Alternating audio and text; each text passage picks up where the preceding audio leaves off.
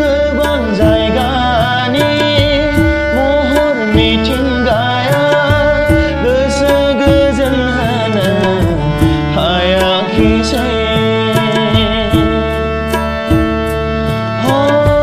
गोबां जायगानि महर मिथिंगाया गोसो गोजोन होनो हायाखिसै। गोसोआ गोजोनाय लाबोनो आंहा नोंखौ आं दाबो बावनो हाया।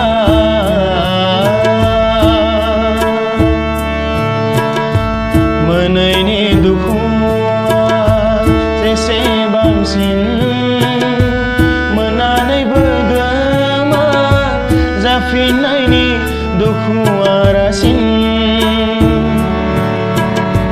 मोनैनि दुखुआ जेसेबांसिन मोननानैबो गोमा जाफिननायनि दुखुआ रासिन।